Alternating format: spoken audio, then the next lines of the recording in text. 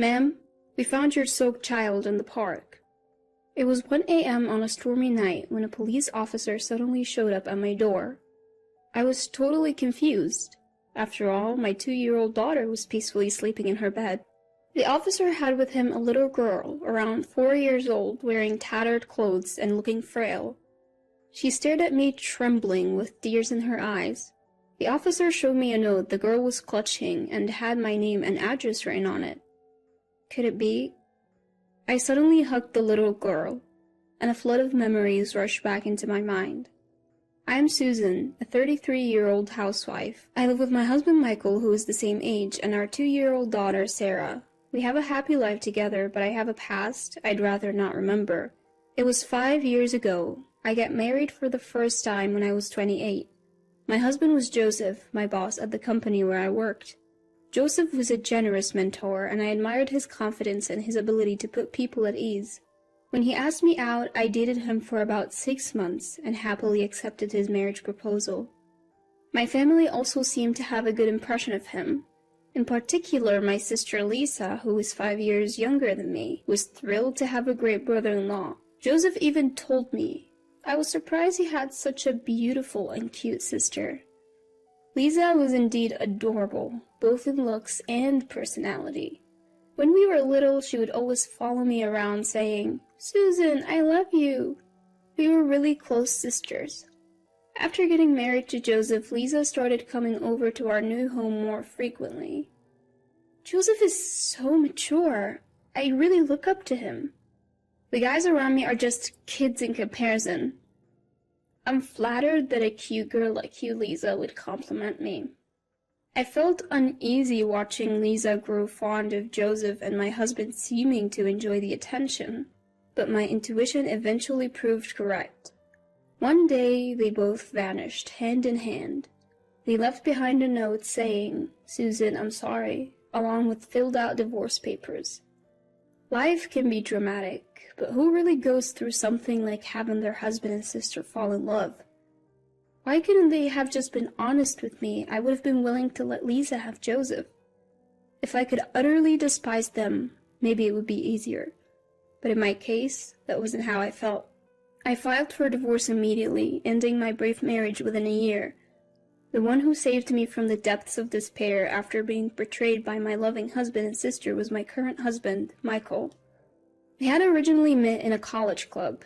Michael proposed to me 3 years ago after supporting me through my recovery, and we remarried. Our daughter Sarah was born, and life had been peaceful. Then, it happened. Suddenly, at 1 a.m., our doorbell rang incessantly. Despite a raging hurricane outside, I got out of bed after patting my sleeping daughter's head, wondering what on earth was going on. With my husband away on business, I peeked outside cautiously and found a police officer standing there. "We found your soaking wet child in a nearby park." "What? My daughter is sleeping in her bed right now." "That's strange. The child has a note with your name and this address. Could you please open the door to confirm?" When I opened the door, standing there were the police officer and a skinny, drenched little girl about 4 years old. She was dressed in tattered clothes. The note she clutched read, "Please take care of this child," and the handwriting looked familiar. I couldn't help but kneel down and take her icy cold hand. Tears filled her eyes as she stared at me and shivered. "This girl is—" Suddenly I hugged her tightly. Memories flooded back to me. I used to hug my younger sister Lisa, who was 5 years my junior, just like this. The child was the spitting image of Lisa, and there was no mistaking that the handwriting on the note was hers. I told the police, "This child is likely my sister's." But what was such a small child doing alone in a park in the middle of the night? "What's your name?" "Jennifer." "Jennifer?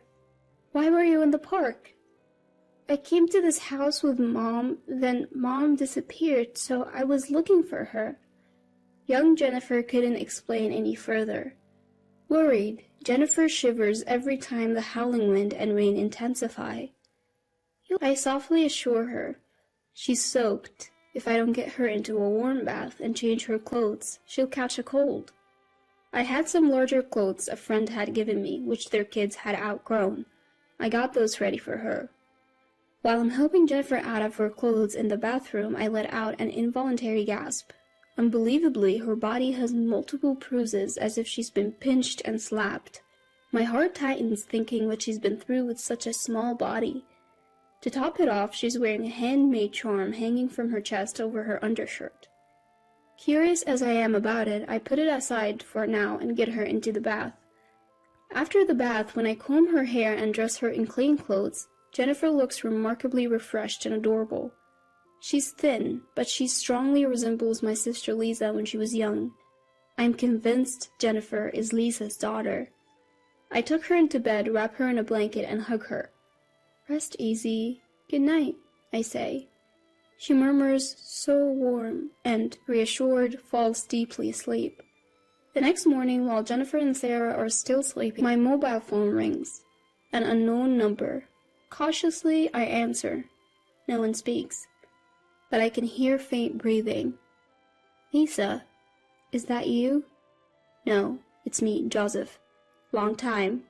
Glad your number hasn't changed, Susan." "It's my ex-husband, Joseph.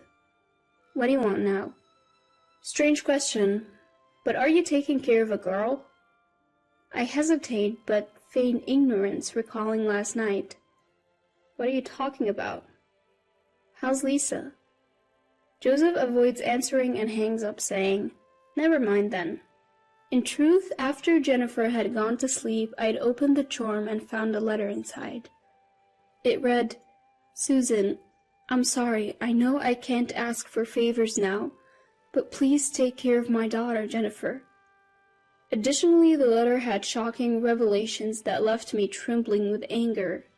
It also provided the location of the bar where my sister works, so I decided to go meet her.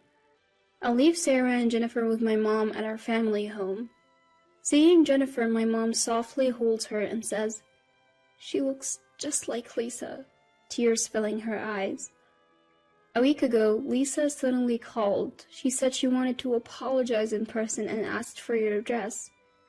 So that's how she found me. I had my reservations, but she seemed desperate and kept insisting, so I reluctantly agreed. "I'm sorry." "You did nothing wrong, Mom. Thanks to you, I might be able to help Lisa." "What?" "I'm entrusting these kids to you for that reason." So I left my family home and headed to the bar where Lisa works. It was only a 30-minute taxi ride away.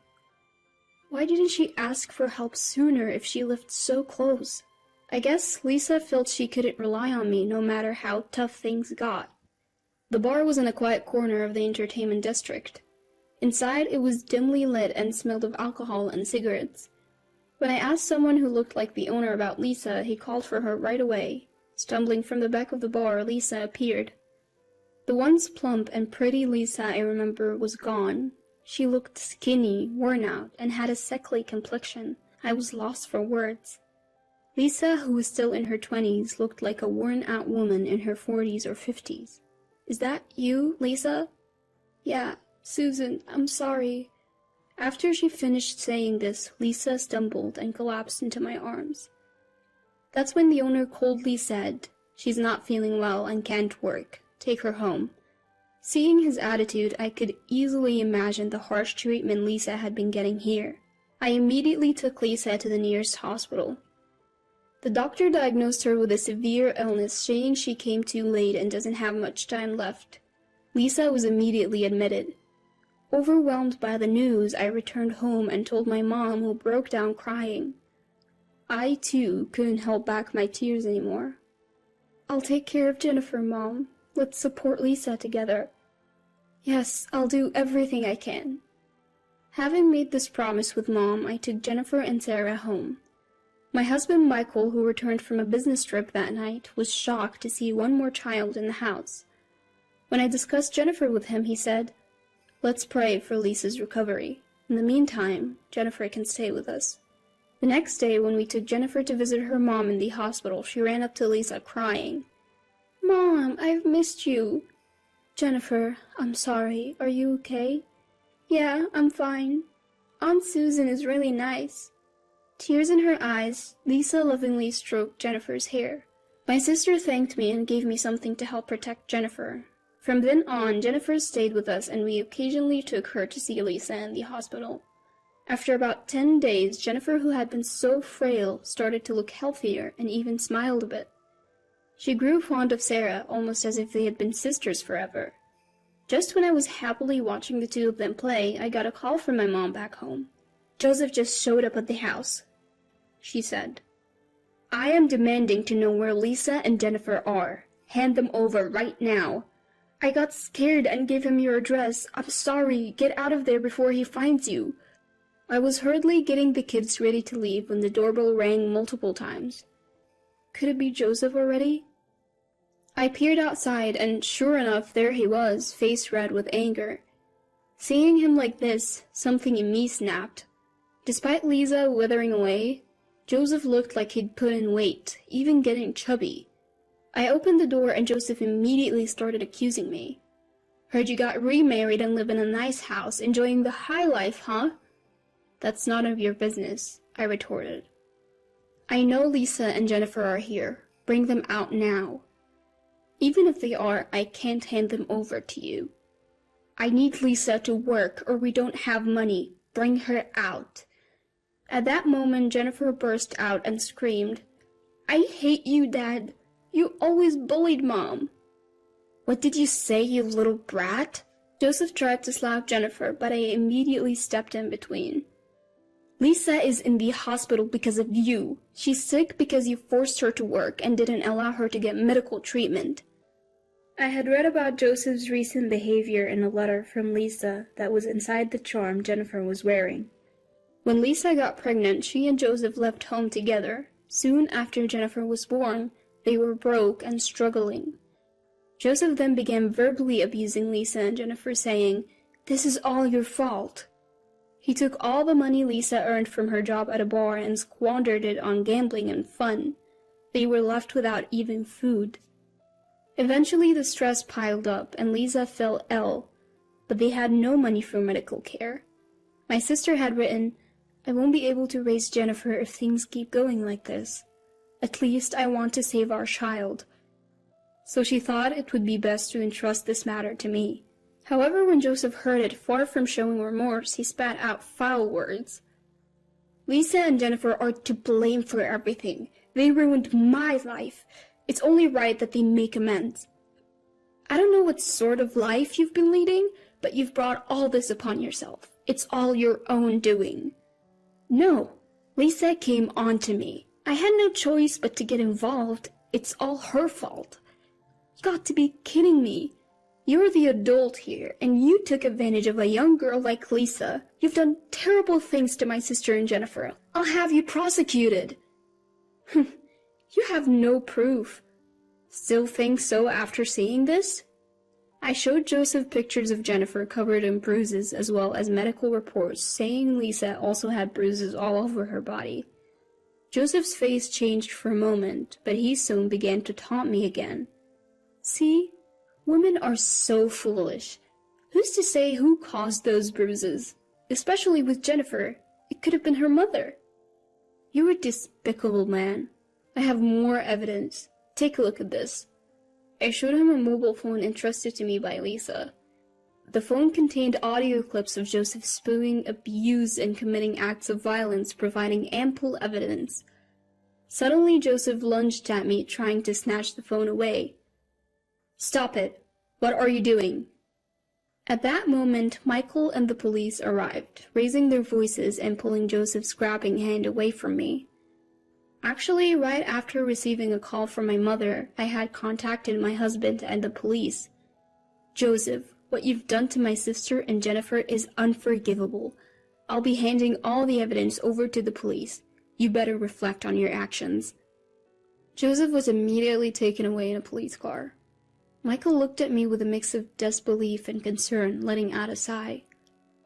"You should have waited for me. What you did was reckless. I'm sorry, I just couldn't stand Joseph anymore." "Are you hurt?" As he said this, looking me over for injuries, I felt so grateful that I had married this man. That night, we got a call from the hospital. Lisa's condition had suddenly worsened and she was critical. I rushed there with Jennifer. Lisa was barely breathing, but still conscious. Hang in there. Joseph is arrested now. You're safe. Susan, I'm sorry I messed up. Don't say that. I'm the one who introduced you to that horrible man. This isn't your fault, Lisa. Thank you. Please take care of Jennifer. Don't worry, I'll look after her until you get better. You need to hang on. Jennifer gripped Lisa's hand tightly, tears streaming down her face. Mom, Jennifer, I'm sorry. I'll be watching over you from the sky. Be a good girl. Mom, I'll be good. I want to be with you. Mom, Jennifer. And with that, Lisa lost consciousness. My sister passed away quietly the next day. Our prayers went unanswered.